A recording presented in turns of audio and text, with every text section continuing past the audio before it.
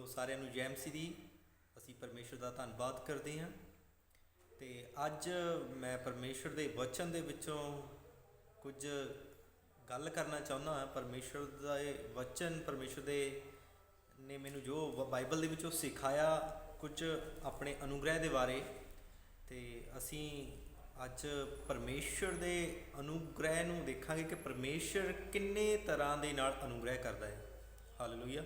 ਵੈਸੇ ਤਾਂ ਪਰਮੇਸ਼ਰ ਕਾਫੀ ਤਰੀਕਿਆਂ ਦੇ ਦੁਆਰਾ, ਢੰਗਾਂ ਦੇ ਦੁਆਰਾ ਕੰਮ ਕਰਦਾ, ਆਪਣਾ ਅਨੁਗ੍ਰਹਿ ਕਰਦਾ ਆ। ਅਤੇ ਅੱਜ ਅਸੀਂ 3 ਤਰੀਕੇ ਦੇਖਾਂਗੇ, ਜਿਹੜੇ ਪਰਮੇਸ਼ਰ ਦੇ 3 ਢੰਗ ਹਨ ਕਿ ਪਰਮੇਸ਼ਰ ਇੱਕ ਇਨਸਾਨ ਉੱਤੇ ਆਪਣੀ ਅਨੁਗ੍ਰਹਿ ਨੂੰ ਕਰਦਾ ਆ।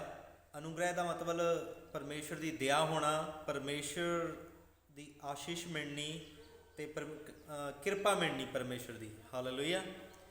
ਜਿਹੜਾ ਅਨੁਗ੍ਰਹਿ ਆ ਉਹ ਸਾਨੂੰ ਪਰਮੇਸ਼ਰ ਦੇ ਵੱਲੋਂ ਮਿਲਦਾ ਆ, ਅਤੇ ਪਰਮੇਸ਼ਰ ਕਿਸ ਤਰ੍ਹਾਂ ਦਿੰਦਾ ਆ, ਕਿਸ ਤਰ੍ਹਾਂ ਦੇ ਤਰੀਕੇ ਆ। ਅਤੇ ਅਸੀਂ ਬਾਈਬਲ ਦੇ ਵਿੱਚੋਂ ਅੱਜ ਪਰਮੇਸ਼ਰ ਦੇ ਉਹਨਾਂ 3 ਤਰੀਕਿਆਂ ਨੂੰ ਦੇਖਾਂਗੇ ਕਿ ਪਰਮੇਸ਼ਰ ਕਿਸ ਤਰ੍ਹਾਂ ਇੱਕ ਇਨਸਾਨ ਉੱਤੇ ਆਪਣੀ ਦਇਆ ਨੂੰ, ਆਪਣੇ ਅਨੁਗ੍ਰਹਿ ਨੂੰ, ਆਪਣੀ ਕਿਰਪਾ ਨੂੰ ਕਰਦਾ ਹੈ। ਹਾਲੇਲੂਇਆ।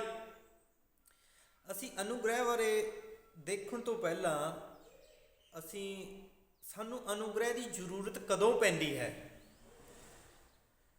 ਸਾਨੂੰ ਕਦੋਂ ਅਨੁਗ੍ਰਹਿ ਦੀ ਜ਼ਰੂਰਤ ਪੈਂਦੀ ਹੈ, ਇਸ ਗੱਲ ਨੂੰ ਵੀ ਅਸੀਂ ਦੇਖਾਂਗੇ ਅਤੇ ਫਿਰ ਅਸੀਂ ਅਨੁਗ੍ਰਹਿ ਨੂੰ ਦੇਖਾਂਗੇ। ਸਭ ਤੋਂ ਪਹਿਲਾਂ ਸਾਨੂੰ ਪਤਾ ਹੋਣਾ ਚਾਹੀਦਾ ਆ ਕਿ ਅਨੁਗ੍ਰਹਿ ਕਦੋਂ ਲੋੜ ਪੈਂਦੀ ਆ। ਹਾਲੇਲੂਇਆ। ਵੈਸੇ ਤਾਂ ਇਨਸਾਨ ਨੂੰ ਹਰ ਸਮੇਂ ਪਰਮੇਸ਼ਰ ਦੇ ਅਨੁਗ੍ਰਹਿ ਦੀ ਜ਼ਰੂਰਤ ਹੈ, ਪਰ ਬਾਈਬਲ ਦੇ ਵਿੱਚੋਂ ਵੀ ਅਸੀਂ ਕੁਝ ਦੇਖਾਂਗੇ ਕਿ ਕਦੋਂ ਇਨਸਾਨਾਂ ਨੂੰ ਜ਼ਰੂਰਤ ਪੈਂਦੀ ਆ। ਮੈਨੂੰ ਅਤੇ ਤੁਹਾਨੂੰ ਪਰਮੇਸ਼ਰ ਦੇ ਅਨੁਗ੍ਰਹਿ ਦੀ ਜ਼ਰੂਰਤ ਪੈਂਦੀ ਆ, ਅਤੇ ਸਾਨੂੰ ਹੋਰ ਕਿਹਨਾਂ ਅਨੁਗ੍ਰਹਿ ਦੀ ਜ਼ਰੂਰਤ ਹੈ। ਹਾਲੇਲੂਇਆ। ਅਤੇ ਜਲਦੀ ਦੇ ਨਾਲ ਮੈਂ ਬਾਈਬਲ ਦੇ ਵਿੱਚੋਂ ਪੜ੍ਹਾਂਗਾ ਤੁਹਾਡੇ ਲਈ ਯਾਕੂਬ ਦੀ ਪੱਤਰੀ, ਉਸ ਦਾ 1 ਅਧਿਆਏ ਅਤੇ ਉਸ ਦੀ 2 ਆਇਤ ਤੋਂ ਲੈ ਕੇ 4 ਆਇਤ ਤੱਕ ਮੈਂ ਤੁਹਾਡੇ ਲਈ ਪੜ੍ਹਾਂਗਾ।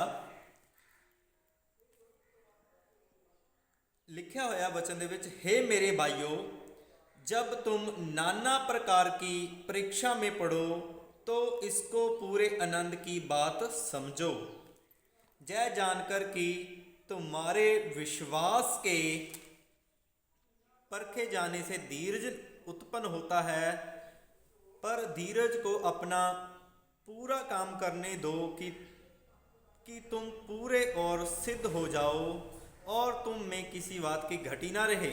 हालेलुया।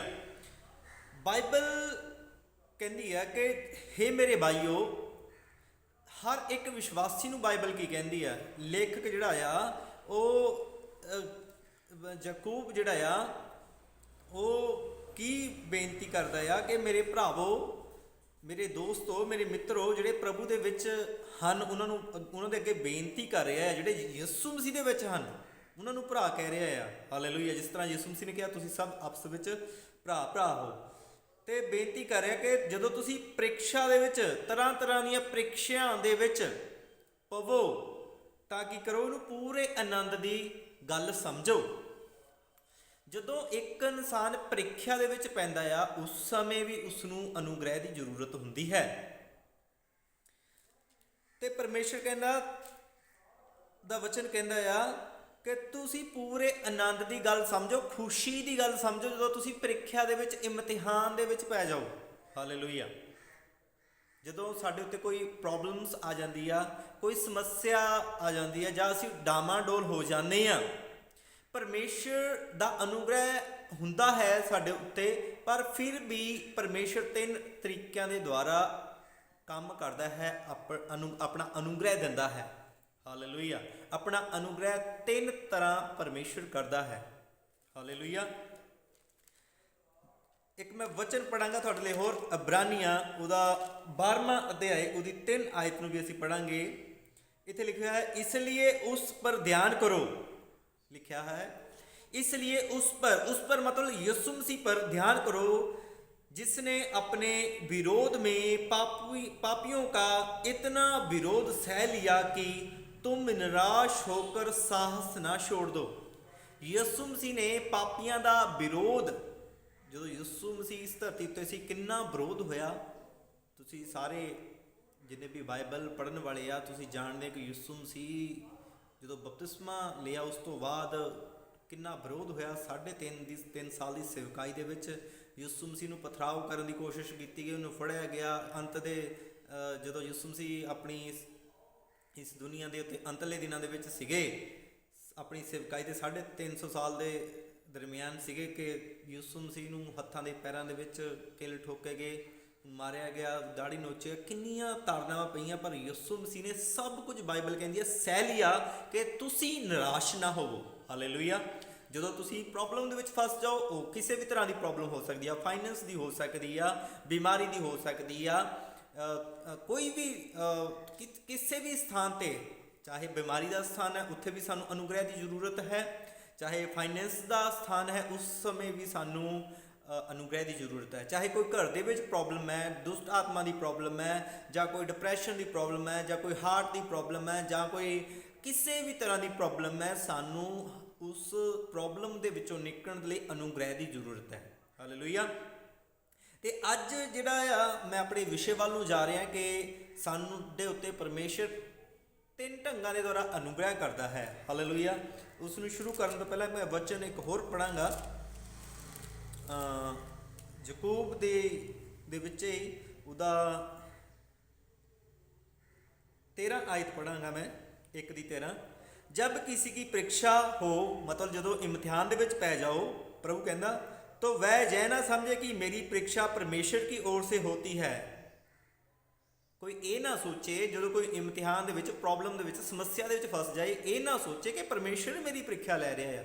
ਨਹੀਂ, ਪਰਮੇਸ਼ਰ ਪ੍ਰੀਖਿਆ ਨਹੀਂ ਲੈਂਦਾ, ਬਲਕਿ ਕੀ ਹੁੰਦਾ ਆ, ਪੜਾਂਗੇ ਅਸੀਂ ਵਚਨ ਦੇ ਵਿੱਚੋਂ, ਨਾ ਤੋ ਬਹਿ ਨਾ कहे कि मेरी परीक्षा परमेश्वर की ओर से होती है, क्योंकि ना तो बुरी बातों से परमेश्वर की परीक्षा हो सकती है। परमेश्वर बुरियां कम्मां दे द्वारा, बुरे दुख संकटां दे द्वारा दुख परीक्षा नहीं लेंदा हैगा। और वह ना किसी की परीक्षा आप करता है, परंतु प्रत्येक व्यक्ति अपनी ही अभिलाषा से खींचकर और फंसकर परीक्षा में पड़ जाता है। हर एक इंसान ਚਾਹੇ ਪ੍ਰੋਬਲਮ ਦੇ ਵਿੱਚ ਫਸਦਾ, ਦੁਸ਼ਟ ਆਤਮਾ ਦੇ ਵਿੱਚ ਫਸਦਾ ਹੈ, ਕਿੱਦਾਂ ਫਸਦਾ, ਆਪਣੀ ਅਭਿਲਾਸ਼ਾ ਦੇ ਵਿੱਚ। ਬਚਨ ਕੀ ਕਹਿੰਦਾ ਹੈ, ਆਪਣੀ ਅਭਿਲਾਸ਼ਾ ਦੇ ਵਿੱਚ ਉਹ ਫਸ ਕੇ, ਖਿੱਚ ਕੇ, ਫਸ ਕਰ ਪ੍ਰੀਖਿਆ ਵਿੱਚ ਪੜਤਾ ਹੈ। ਹਾਲੇਲੂਇਆ। ਪਰਮੇਸ਼ਰ ਕਿਸੇ ਦੀ ਪ੍ਰੀਖਿਆ ਨਹੀਂ ਲੈਂਦਾ। ਜਦੋਂ ਅਸੀਂ ਆਪਣੀਆਂ ਅਭਿਲਾਸ਼ਾ ਦੇ ਵਿੱਚ, ਸਰੀਰਕ ਅਭਿਲਾਸ਼ਾ ਦੇ ਵਿੱਚ ਫਸ ਜਾਂਦੇ ਆ, ਸਾਤੇ ਗਲਤੀਆਂ ਹੋ ਜਾਂਦੀਆਂ, ਸਾਨੂੰ ਪਤਾ ਨਹੀਂ ਲੱਗਦਾ, ਪਾਪ ਹੋ ਜਾਂਦਾ ਆ। ਤੇ ਉਸ ਸਮੇਂ ਸਾਡੇ ਜੀਵਨ ਦੇ ਵਿੱਚ ਜਦੋਂ ਪਾਪ ਆ ਜਾਂਦਾ ਆ, ਗਲਤੀਆਂ ਹੋ ਜਾਂਦੀਆਂ ਆਪਣੀ ਅਭਿਲਾਸ਼ਾ ਦੇ ਦੁਆਰਾ, ਉਸ ਸਮੇਂ ਸਾਨੂੰ ਪਰਮੇਸ਼ਰ ਦੇ ਅਨੁਗ੍ਰਹਿ ਦੀ ਜ਼ਰੂਰਤ ਹੁੰਦੀ ਹੈ। ਹਾਲੇਲੂਇਆ। ਉਹ ਅਨੁਗ੍ਰਹਿ ਤੁਹਾਡੇ ਘਰ ਦੀ ਸਮੱਸਿਆ ਹੋ ਸਕਦੀ ਹੈ, ਤੁਹਾਡੇ ਘਰ ਦੇ ਵਿੱਚ ਹੋ ਸਕਦਾ ਤੁਹਾਨੂੰ ਅਨੁਗ੍ਰਹਿ ਦੀ ਜ਼ਰੂਰਤ ਹੋਵੇ, ਹੋ ਸਕਦਾ ਤੁਹਾਡੀ ਬੋਡੀ ਦੇ ਵਿੱਚ ਤੁਹਾਡੇ ਅਨੁਗ੍ਰਹਿ ਦੀ ਜ਼ਰੂਰਤ ਹੋ ਸਕਦਾ, ਤੁਹਾਡੇ ਫਾਈਨੈਂਸ ਦੇ ਵਿੱਚ ਅਨੁਗ੍ਰਹਿ ਦੀ ਜ਼ਰੂਰਤ ਹੋ ਸਕਦੀ ਹੈ, ਹੋ ਸਕਦਾ ਤੁਹਾਡੇ ਕਾਰੋਬਾਰ ਬਿਜ਼ਨਸ ਦੇ ਵਿੱਚ, ਜਾਂ ਕੁਛ ਹੋਰ ਵਿਦੇਸ਼ ਦੇ ਕੰਮਾਂ ਦੇ ਵਿੱਚ, ਜਾਂ ਤੁਸੀਂ ਅਸਫਲ ਹੋ ਰਹੇ ਹੋ, ਜਾਂ ਤੁਹਾਡੇ ਸ਼ਰਾਪ ਚੱਲਦੇ ਹੋਣ ਫੈਮਲੀਆਂ ਦੇ ਵਿੱਚ। ਤਮਾਮ ਜਿੰਨੀਆਂ ਵੀ ਸਾਰੀਆਂ ਸਮੱਸਿਆ, ਉਹਨਾਂ ਉੱਤੇ ਅਨੁਗ੍ਰਹਿ ਦੀ ਹੀ ਜ਼ਰੂਰਤ ਹੁੰਦੀ ਹੈ। ਹਾਲੇਲੂਇਆ। ਤੇ ਅਸੀਂ ਦੇਖਾਂਗੇ ਕਿ ਬਾਈਬਲ ਦੇ ਵਿੱਚ ਪਰਮੇਸ਼ਰ ਨੇ 3 ਤਰ੍ਹਾਂ ਅਨੁਗ੍ਰਹਿ ਕੀਤਾ ਹੈ। ਹਾਲੇਲੂਇਆ। 3 ਤਰ੍ਹਾਂ ਅੱਜ ਦੇਖਾਂਗੇ ਬਾਈਬਲ ਦੇ ਵਿੱਚੋਂ। ਹੋ ਸਕਦਾ 4 ਤਰ੍ਹਾਂ ਹੋਵੇ, ਹੋ ਸਕਦਾ 5 ਤਰ੍ਹਾਂ ਹੋਵੇ, ਹੋ ਸਕਦਾ ਕਾਫੀ ਤਰ੍ਹਾਂ ਹੋਵੇ, ਪਰ ਮੈਂ ਤੁਹਾਨੂੰ 3 ਤਰ੍ਹਾਂ ਪਰਮੇਸ਼ਰ ਦੇ ਵਚਨ ਦੇ ਵਿੱਚੋਂ ਜੋ ਪਰਮੇਸ਼ਰ ਨੇ ਮੈਨੂੰ ਸਿਖਾਇਆ ਉਸ ਤਰ੍ਹਾਂ ਮੈਂ ਦੱਸਾਂਗਾ। ਹਾਲੇਲੂਇਆ। ਪਹਿਲਾ ਹੈਗਾ ਅਨੁਗ੍ਰਹਿ, ਜਿਹੜਾ ਆ ਪੜਾਂਗੇ ਅਸੀਂ ਵਚਨ ਦੇ ਦੁਆਰਾ। ਜਿਹੜਾ ਅਨੁਗ੍ਰਹਿ ਆ ਉਹ ਪਹਿਲਾ ਪਤਰਸ ਉਸਦਾ 5 ਅਧਿਆਏ ਉਸਦੀ 10 ਆਇਤ। ਪਹਿਲਾ ਪਤਰਸ ਉਸਦਾ 5 ਅਧਿਆਏ ਉਸਦੀ 10 ਆਇਤ ਨੂੰ ਅਸੀਂ ਪੜਾਂਗੇ। अब परमेश्वर जो सारे अनुग्रह का दाता है। हालेलुया।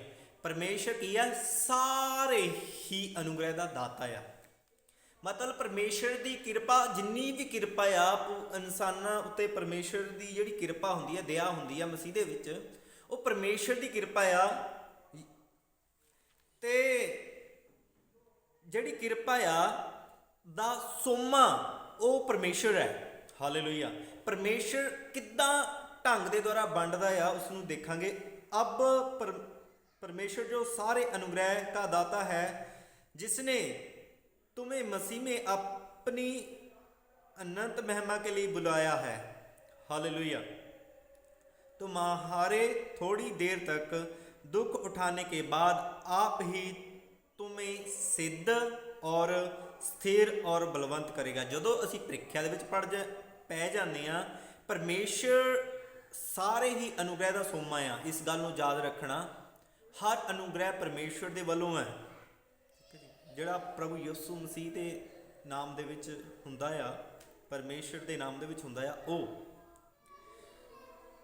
ਕੀ ਕਰੇਗਾ? ਪਰਮੇਸ਼ਰ ਤੁਹਾਨੂੰ ਜਦੋਂ ਤੁਸੀਂ ਫਸ ਜਾਂਦੇ ਆ, ਪਰਮੇਸ਼ਰ ਕੀ ਕਰੇਗਾ? ਤੁਹਾਨੂੰ ਸਿੱਧ ਕਰੇਗਾ। ਬਾਈਬਲ ਕਹਿੰਦੀ ਆ ਤੁਮੇ ਸਿੱਧ ਔਰ ਸਥਿਰ ਕਰੇਗਾ। ਮਤਲਬ ਸਿੱਧ ਦਾ ਮਤਲਬ ਹੁੰਦਾ ਪੂਰਨ ਕਰਨਾ, ਸਥਿਰ ਦਾ ਮਤਲਬ ਹੁੰਦਾ ਤੁਹਾਨੂੰ ਇੱਕ ਜਗ੍ਹਾ ਖੜੇ ਕਰਨ ਦੇ ਕਾਬਿਲ ਬਣਾਉਣਾ। ਹਾਲੇਲੂਇਆ। ਪਰਮੇਸ਼ਰ ਅਨੁਗ੍ਰਹਿ ਦੇ ਦੁਆਰਾ ਹੀ ਕਰੇਗਾ। ਤੇ ਕਿੱਦਾਂ ਹੋਏਗਾ? ਨੰਬਰ 1 ਜਿਹੜਾ ਅਨੁਗ੍ਰਹਿ ਆ, ਪਹਿਲਾ ਅਨੁਗ੍ਰਹਿ ਜਿਹੜਾ ਹੈ, ਤੇ ਦੂਸਰਾ ਅਨੁਗ੍ਰਹਿ ਕਿਹਦਾ ਆ? ਪਹਿਲਾ ਅਨੁਗ੍ਰਹਿ ਪਰਮੇਸ਼ਰ ਦਾ।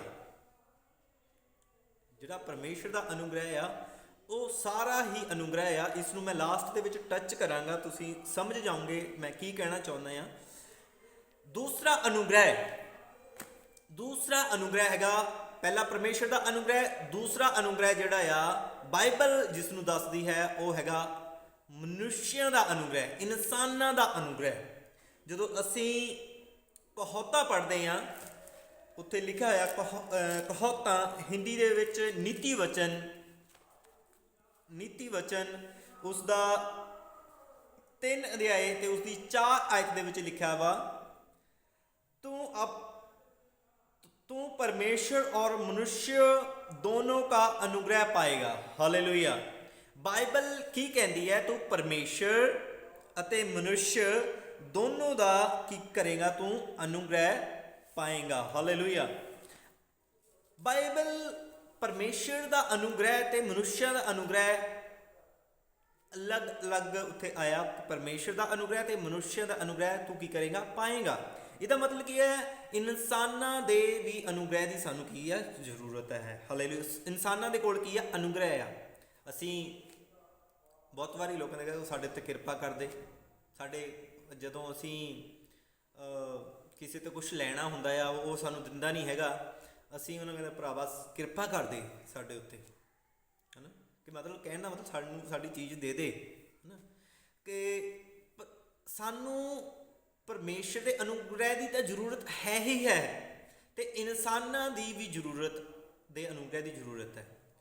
ਤੇ ਜਿਹੜਾ ਤੀਸਰਾ ਆ ਉਹ ਕਿਹੜਾ ਅਨੁਗ੍ਰਹਿ ਆ? ਪਹਿਲਾਂ ਅਸੀਂ ਇਨਸਾਨਾਂ ਦਾ ਜਿਹੜਾ ਅਨੁਗ੍ਰਹਿ ਆ ਕਿੱਦਾਂ ਹੁੰਦਾ ਆ ਇਹਨੂੰ ਵੀ ਦੇਖਾਂਗੇ। ਤੇ ਮੈਂ ਤੁਹਾਨੂੰ ਦੱਸਣਾ ਚਾਹੁੰਦਾ, ਪਰਮੇਸ਼ਰ ਇੱਕ ਅਗਰ ਮੰਨ ਲਓ ਕੋਈ ਇਨਸਾਨ ਹੈ, ਉਸ ਉੱਤੇ ਆਪਣੇ ਅਨੁਗ੍ਰਹਿ ਨੂੰ ਕਰਨਾ ਚਾਹੁੰਦਾ ਆ, ਪਰਮੇਸ਼ਰ ਡਾਇਰੈਕਟ ਵੀ ਦਿੰਦਾ ਹੈ ਉਸ ਇਨਸਾਨ ਨੂੰ। ਠੀਕ ਆ, ਮੈਂ ਐਗਜ਼ਾਮਪਲ ਦੇ ਰਿਹਾ ਤੁਹਾਨੂੰ। ਮੰਨ ਲਓ ਇਹ ਇੱਕ ਇਨਸਾਨ ਆ, ਪਰਮੇਸ਼ਰ ਇਸ ਇਨਸਾਨ ਦੇ ਉੱਤੇ ਡਾਇਰੈਕਟ ਵੀ ਅਨੁਗ੍ਰਹਿ ਕਰ ਸਕਦਾ ਆ, ਤੇ ਇਸ ਇਨਸਾਨ ਤੇ ਕਿਸੇ ਹੋਰ ਇਨਸਾਨ ਦੇ ਦੁਆਰਾ ਵੀ ਅਨੁਗ੍ਰਹਿ ਕਰ ਸਕਦਾ। ਮਤਲਬ ਪਰਮੇਸ਼ਰ ਡਾਇਰੈਕਟ ਵੀ ਆਸ਼ੀਸ਼ ਦੇ ਸਕਦਾ ਆ, ਤੇ ਪਰਮੇਸ਼ਰ ਇਸ ਇਨਸਾਨ ਦੇ ਦੁਆਰਾ ਵੀ ਆਸ਼ੀਸ਼ ਦੇ ਸਕਦਾ ਆ। ਹਾਲੇਲੂਇਆ। ਪਰਮੇਸ਼ਰ ਦਾ ਕੰਮ ਕਰਨ ਦਾ ਅਲੱਗ-ਅਲੱਗ ਤਰੀਕਾ ਆ ਤੇ ਅਲੱਗ-ਅਲੱਗ ਢੰਗ ਹੈ। ਹਾਲੇਲੂਇਆ। ਤੇ ਬਾਈਬਲ ਕਹਿੰਦੀ ਹੈ ਤੂੰ ਪਰਮੇਸ਼ਰ ਅਤੇ ਮਨੁੱਸ਼ ਦੋਨਾਂ ਦਾ ਕੀ ਕਰੂੰਗਾ? ਅਨੁਗ੍ਰਹਿ ਪਾਏਗਾ। ਇਹਦਾ ਮਤਲਬ ਸਾਨੂੰ ਦੋਨਾਂ ਹੀ ਅਨੁਗ੍ਰਹਿ ਦੀ ਲੋੜ ਹੈ। ਇਸ ਸੰਸਾਰ ਦੇ ਵਿੱਚ ਅਗਰ ਅਸੀਂ ਪਰਮੇਸ਼ਰ ਦੀ ਉਪਸਥਿਤੀ ਦੇ ਵਿੱਚ, ਉਸ ਦੀ ਹਜ਼ੂਰੀ ਦੇ ਵਿੱਚ ਚੱਲਣਾ ਚਾਹੁੰਦੇ ਹਾਂ, ਤੇ ਸਾਨੂੰ ਦੋਨਾਂ ਹੀ ਅਨੁਗ੍ਰਹਿ ਦੀ ਜ਼ਰੂਰਤ ਹੈ। ਹਾਲੇਲੂਇਆ। ਤੇ ਯਿਸੂ ਮਸੀਹ ਜਿਹੜਾ ਸੀ ਜਦੋਂ ਇਸ ਧਰਤੀ ਉੱਤੇ ਆਇਆ, ਤੇ ਉਸਨੇ ਕਿਹਦਾ ਅਨੁਗ੍ਰਹਿ ਪਾਇਆ ਸੀ? ਬਾਈਬਲ ਦੇ ਵਿੱਚ ਦੇਖਾਂਗੇ। ਹਾਲੇਲੂਇਆ। ਬਾਈਬਲ ਦੇ ਵਿੱਚ ਦੇਖਾਂਗੇ ਲੂਕਾ ਦੀ ਕਿਤਾਬ ਉਸ ਦਾ 2 ਅਧਿਆਇ ਉਸ ਦੀ 52 ਆਇਤ ਨੂੰ ਅਸੀਂ ਪੜਾਂਗੇ। 52 आयत में पढ़ाएंगे। लिखा हुआ है, यीशु बुद्धि और दीन डोल में और परमेश्वर और मनुष्य के अनुग्रह में बढ़ता गया। हालेलुया। की लिखा है, यीशु मसीह बुद्धि मतलब ज्ञान और डील डोल में और परमेश्वर और मनुष्य के अनुग्रह में बढ़ता गया। ਲੂਕਾ 2 ਦੀ 52 ਆਇਤ ਦੇ ਵਿੱਚ ਲਿਖਿਆ ਹੋਇਆ, ਯਿਸੂ ਮਸੀਹ ਪਰਮੇਸ਼ਰ ਤੇ ਪਰਮੇਸ਼ਰ ਪਿਤਾ ਮਤਲਬ ਯਹੋਵਾ ਪਰਮੇਸ਼ਰ ਪਿਤਾ ਦੇ ਅਨੁਗ੍ਰਹਿ ਦੇ ਵਿੱਚ ਤੇ ਇਨਸਾਨਾਂ ਦੇ ਅਨੁਗ੍ਰਹਿ ਦੇ ਵਿੱਚ ਵੀ ਵੱਧਦਾ ਗਿਆ। ਹਾਲੇਲੂਇਆ। ਤੇ ਜਿਹੜਾ ਜਦੋਂ ਅਸੀਂ ਪਹਿਲਾ ਸ਼ੈਮੂਏਲ ਉਸ ਦਾ ਦੂਸਰਾ ਅਧਿਆਇ ਤੇ 26 ਆਇਤ ਪੜ੍ਹਦੇ ਹਾਂ, ਦੂਸਰਾ ਅਧਿਆਇ ਜਦੋਂ ਪੜ੍ਹਦੇ ਹਾਂ, ਉੱਥੇ ਸ਼ੈਮੂਏਲ ਹੋਇਆ, ਜਿਹੜਾ ਸ਼ੈਮੂਏਲ ਸੀਗਾ ਉਹ ਏਲੀ ਦੇ ਕੋਲ ਰਹਿੰਦਾ ਸੀਗਾ ਤੇ ਪਰਮੇਸ਼ਰ ਨੇ ਸ਼ੈਮੂਏਲ ਉੱਤੇ ਆਪਣੀ ਕਿਰਪਾ ਕੀਤੀ। ਉੱਥੇ ਲਿਖਿਆ ਹੋਇਆ ਜਿਹੜਾ ਸ਼ੈਮੂਏਲ ਸੀਗਾ ਉਹ ਪਰਮੇਸ਼ਰ ਤੇ ਇਨਸਾਨਾਂ ਦੇ ਅਨੁਗ੍ਰਹਿ ਦੇ ਵਿੱਚ ਵੱਧਦਾ ਗਿਆ। ਉਹ ਕਿੱਦਾਂ ਵਧਿਆ? ਹਾਲੇਲੂਇਆ। ਜਿਹੜਾ ਸ਼ੈਮੂਏਲ ਸੀਗਾ ਉਹ ਏਲੀ ਦੇ ਅਧੀਨ ਸੀਗਾ, ਮਤਲਬ ਆਪਣੇ ਸੇਵਕ ਦੇ, ਆਪਣੇ ਚਰਵਾਹੇ ਦੇ, ਆਪਣੇ ਪਾਸਟਰ ਦੇ, ਆਪਣੇ ਅਗੂਏ ਦੇ ਉਹ ਅਧੀਨ ਸੀਗਾ ਤੇ ਜੋ ਏਲੀ ਕਹਿੰਦਾ ਸੀਗਾ ਉਹ ਕਰਦਾ ਸੀਗਾ। ਹਾਲੇਲੂਇਆ। ਜਿਹੜਾ ਪਹਿਲਾ ਅਨੁਗ੍ਰਹਿ ਆ ਉਸ ਦੇ ਵਿੱਚ ਕੋਈ ਸ਼ੱਕ ਨਹੀਂ ਹੈਗੀ ਕਿ ਪਰਮੇਸ਼ਰ ਜਿਹੜਾ ਸਾਡਾ ਪਰਮੇਸ਼ਰ ਪਿਤਾ ਆ ਉਹ ਸਾਰੇ ਹੀ ਅਨੁਗ੍ਰਹਿ ਦਾ ਸੋਮਾ ਆ, ਮਤਲਬ ਹਰ ਅਨੁਗ੍ਰਹਿ ਉਸ ਤੋਂ ਨਿਕਲ ਕੇ ਆਉਂਦਾ ਆ। ਹਾਲੇਲੂਇਆ। ਤੇ ਪਰਮੇਸ਼ਰ ਇਨਸਾਨਾਂ ਉੱਤੇ ਆਪਣਾ ਅਨੁਗ੍ਰਹਿ ਰੱਖਦਾ ਆ। ਅਗਰ ਇੱਕ ਇਨਸਾਨ ਉੱਤੇ, ਇੱਕ ਸੇਵਕ ਉੱਤੇ ਅਨੁਗ੍ਰਹਿ ਆ, ਅਗਰ ਉਹ ਸੇਵਕ ਆਪਣਾ ਅਨੁਗ੍ਰਹਿ ਦੂਜੇ ਉੱਤੇ ਕਰਦਾ ਆ, ਆਪਣੀ ਉਹ ਜੋ ਪਰਮੇਸ਼ਰ ਨੇ ਉਸ ਨੂੰ ਦਿੱਤਾ ਉਸ ਪਾਵਰ ਨੂੰ, ਉਸ ਸ਼ਕਤੀ ਨੂੰ ਦੂਸਰੇ ਉੱਤੇ ਕਰਦਾ ਆ, ਤੇ ਸਾਹਮਣੇ ਵਾਲੇ ਦੀ ਜੋ ਜ਼ਰੂਰਤ ਹੈ, ਅਗਰ ਦੁਸ਼ਟ ਆਤਮਾ 'ਚ ਹੈ, ਵਿਚਾਰ ਦੇ ਵਿੱਚ ਹੈ, ਨਸ਼ਿਆਂ ਦੇ ਵਿੱਚ ਹੈ, ਉਹ ਅਨੁਗ੍ਰਹਿ ਜੋ ਇਨਸਾਨਾਂ ਦੇ ਉੱਤੇ ਆ ਉਹ ਹੁੰਦਾ ਆ ਸਾਹਮਣੇ ਵਾਲੇ ਤੇ, ਉਸ ਅਭਿਸ਼ੇਕ ਉਹ ਅਨੁਗ੍ਰਹਿ ਚਲਾ ਜਾਂਦਾ ਆ, ਉਹ ਸਾਹਮਣੇ ਵਾਲਾ ਡਿਪਰੈਸ਼ਨ ਤੋਂ, ਦਿਲ ਦੀਆਂ ਪ੍ਰੋਬਲਮਾਂ ਤੋਂ, ਤਮਾਮ ਸਮੱਸਿਆਵਾਂ ਤੋਂ ਉਹ ਫ੍ਰੀ ਹੋ ਸਕਦਾ ਆ ਤੇ ਹੁੰਦਾ ਵੀ ਹੈ। ਹਾਲੇਲੂਇਆ। ਮੈਂ ਹੋ ਸਕਦਾ ਕਿਉਂ ਵਰਤਿਆ?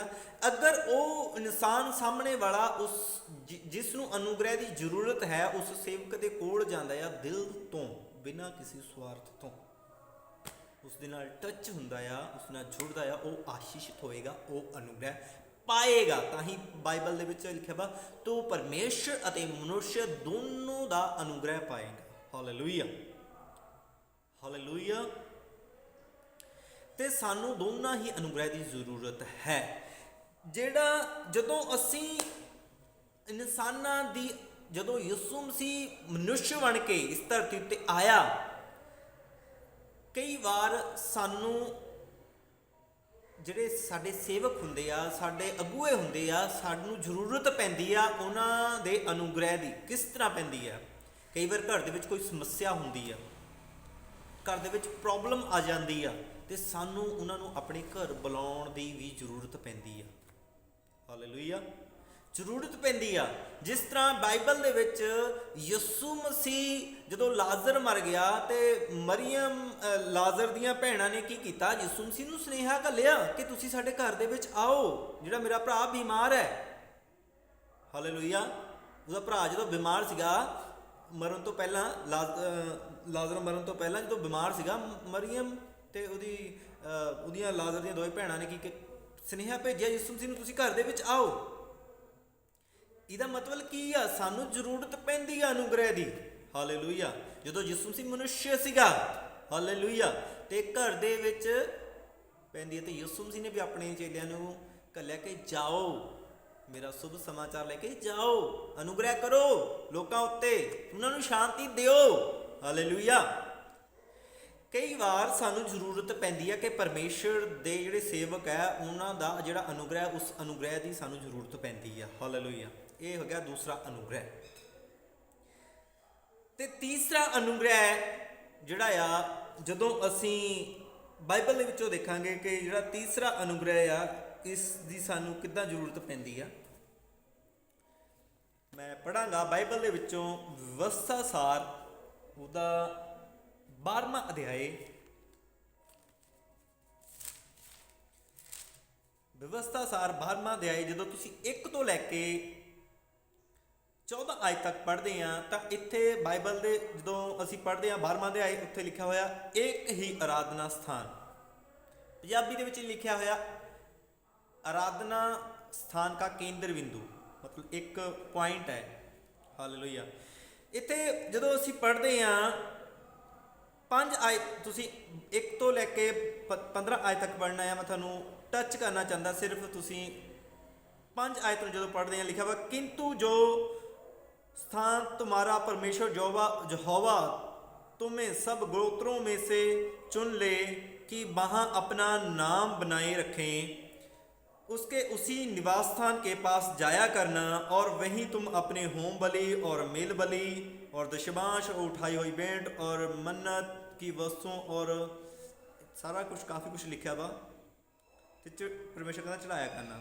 परमेश्वर कहता जेड़ा थां मैं तेरे लिए चुन लवांगा, उत्थे तू जाया करना, उत्थे तू अपना ਧੰਨਵਾਦ ਦੀ ਭੇਂਟ ਚੜਾਉਣਾ, ਮਤਲਬ ਆਪਣੇ ਹੁੰਟਾਂ ਤੋਂ ਉੱਥੇ ਬੈਠ ਕੇ ਪਰਮੇਸ਼ਵਰ ਦੀ ਸਤੁਤੀ ਕਰਨਾ।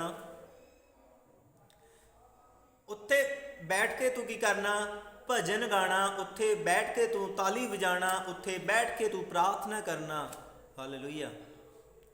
ਪਰਮੇਸ਼ਵਰ ਕਹਿੰਦਾ ਮੈਂ ਇੱਕ ਸਥਾਨ ਦੇਵਾਂਗਾ। ਇੱਕ ਸਥਾਨ ਦਾ ਮਤਲਬ ਇੱਕ ਚਰਚ ਮੈਂ ਤੈਨੂੰ ਦੇਵਾਂਗਾ ਜੋ ਤੇਰੇ ਲਈ ਹੋਵੇਗੀ। ਤੂੰ ਉੱਥੇ ਕੀ ਕਰਨਾ? ਉੱਥੇ ਮੇਰੀ ਮਹਿਮਾ ਕਰਨਾ, ਤੂੰ ਉੱਥੇ ਮੇਰੀ ਮਹਿਮਾ ਲਈ ਤਾਲੀ ਵਜਾਣਾ, ਤੂੰ ਉੱਥੇ ਮੇਰੀ ਮਹਿਮਾ ਲਈ ਸਾਜ਼ ਵਜਾਣਾ, ਤੂੰ ਮੇਰੀ ਉੱਥੇ ਮਹਿਮਾ ਲਈ ਗਾਣਾ, ਤੂੰ ਉੱਥੇ ਆਪਣੀ ਹਰ ਇੱਕ ਸੁੱਖਨਾ ਨੂੰ, ਹਰ ਇੱਕ ਆਪਣੀ ਵਸਤੂ ਨੂੰ, ਹਰ ਆਪਣੇ ਬੀਜ ਨੂੰ, ਹਰ ਇੱਕ ਆਪਣੇ ਦਸ਼ਮਾਂਸ਼ ਨੂੰ ਉੱਤੇ ਚੜਾਉਣਾ। ਪਰਮੇਸ਼ਰ ਕਹਿੰਦਾ ਜਦੋਂ 13 ਆਇਤ ਪੜ੍ਹਦੇ ਹਾਂ ਤਾਂ ਲਿਖਿਆ ਵਾ, सावधान रहना कि तू अपनी होम बलि को हर एक स्थान पर जो देखने में आए ना चढ़ाना। कहना किते ये ना होवे कि तेनू आले दुआले होर थां दिखन, मतलब होर चर्च दिखन, तू उत्थे अपनी होम बलि अपना धन्नवाद जाके उत्थे चढ़ाना नहीं। परमेश्वर कहता एक तेनू मैं थां देवांगा, एक तेनू मैं अगुआ दूंगा, उत्थे तू जाई। परमेश्वर कहता आ हो सकदा सब तो पहला अज सानू अपना थां पहचानने की जरूरत है। प्रभु सानू साडा किहड़ा थां आ, तू किहड़ा देना चाहता है प्रभु, तू जिहड़ा मैनू थां दिता मैं उत्थे रहना चाहता आ। हालेलुया। जिहड़ा सानू पसंद है वो नहीं, जिहड़ा परमेश्वर नू पसंद है उत्थे जाण दी जरूरत है। हालेलुया। जब उत्थे जाओगे फिर परमेश्वर काम करेगा, फिर परमेश्वर अपनी वड्डी दया नू करेगा। हालेलुया। एक थां दा, एक चर्च दा, एक स्थान दा, एक अगुए दा भी अनुग्रह की सानू जरूरत पैंदी है। हालेलुया। ये 3 अनुग्रह हैं जिहड़ा परमेश्वर करदा आ। सारे अनुग्रह का सोमा परमेश्वर है। नंबर 1 पॉइंट जिहड़ा दूसरा सीगा कि सानू इंसानां दी मतलब सेवकां दी अनुग्रह की जरूरत पैंदी है। जदों असीं प्रॉब्लम दे विच, समस्या दे विच, घरां दे विच सानू जरूरत पैंदी है कि बाइबल कहती है जदों तू प्रॉब्लम दे विच फसे, समस्या दे विच फसे, की कर अपनी कलीसिया के प्राचीनां नूं बुला, और प्रभु के नाम ते तेरे उत्ते तेल मल के की करन, प्रार्थना करन। हालेलुया। प्रभु यीशु मसीह ने कहा अपने वचनां दे विच सानू जरूरत पैंदी है इन्हां तिन्नां ही अनुग्रह की। हालेलुया। एक थां दा अनुग्रह है। हालेलुया।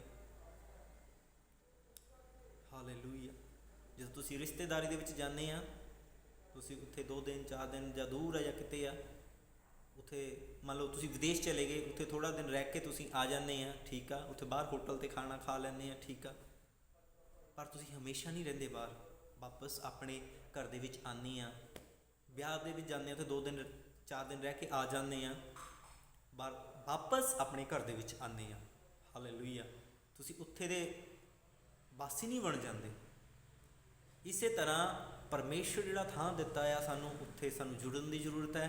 उस अगुए वो अनुग्रह जिहड़ा इंसान परमेश्वर चाहता है कि इस इंसान के द्वारा मैं तेरे कम्मां नू करांगा। बहुत बार परमेश्वर अपने लोगों नाल गल करता कि आ मैं तेनू अगुआ दिता है कि मैं इस अगुए द्वारा तेरे काम करांगा। बहुत सारे इंसानां ने मैनूं दस्सिया कि परमेश्वर ने मेरे नाल इस तरह गलबात की है। हालेलुया।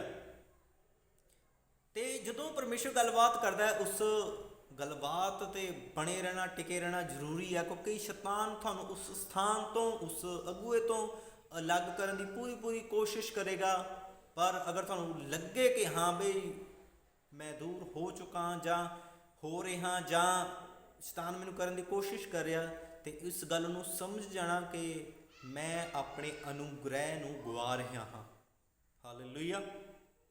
ਪਰਮੇਸ਼ਰ ਦੇ ਅੱਗੇ ਪ੍ਰਾਰਥਨਾ ਕਰਨੀ ਹੈ ਕਿ ਪਰਮੇਸ਼ਰ ਦੇ ਜਿਹੜੇ ਪਰਮੇਸ਼ਰ ਨੇ ਢੰਗ ਦਿੱਤੇ ਹੋਏ ਹਨ ਕਿ ਇੱਕ ਇਨਸਾਨ ਦੇ ਅਨੁਗ੍ਰਹਿ ਦੇ ਦੁਆਰਾ ਵੀ ਇਨਸਾਨ ਆਸ਼ੀਸ਼ਟ ਹੋਵੇ, ਇੱਕ ਇਨਸਾਨ ਦੇ ਅਨੁਗ੍ਰਹਿ ਦੇ ਦੁਆਰਾ ਇਨਸਾਨ ਕੀ ਹੋਵੇ, ਬਲੈਸ ਹੋਵੇ, ਆਸ਼ੀਸ਼ਟ ਹੋਵੇ, ਅਨੁਗ੍ਰਹਿ ਪਾਏ। ਅੱਜ ਜ਼ਰੂਰੀ ਹੈ ਸਾਨੂੰ ਅਨੁਗ੍ਰਹਿ ਪਾਉਣ ਦੀ, ਅਤੇ ਸਾਨੂੰ ਜ਼ਰੂਰਤ ਹੈ ਇੱਕ ਥਾਂ ਦੇ ਅਨੁਗ੍ਰਹਿ ਦੀ, ਕਿਉਂਕਿ ਯਿਸੂ ਮਸੀਹ ਘਰਾਂ ਦੇ ਵਿੱਚ ਵੀ ਗਏ ਜਿੱਥੇ ਜ਼ਰੂਰਤ ਪਈ ਆ। ਹਾਲੇਲੂਇਆ। ਬਹੁਤ ਬਾਈਬਲ ਜਦੋਂ ਪੜ੍ਹਦੇ ਹਾਂ ਅਸੀਂ ਬਹੁਤ ਘਟਨਾਵਾਂ ਦੇ ਥਾਂ 'ਤੇ ਯਿਸੂ ਮਸੀਹ ਘਰਾਂ ਦੇ ਵਿੱਚ ਸੀਗੇ। ਉੱਥੇ ਲੰਗੜੇ ਨੂੰ ਮੰਜੀ ਛੱਤ ਨੂੰ ਉਧੇੜ ਕੇ ਘਰ ਦੇ ਵਿੱਚ ਲਿਆਏ। ਯਿਸੂ ਮਸੀਹ ਘਰ ਦੇ ਵਿੱਚ ਸੀ।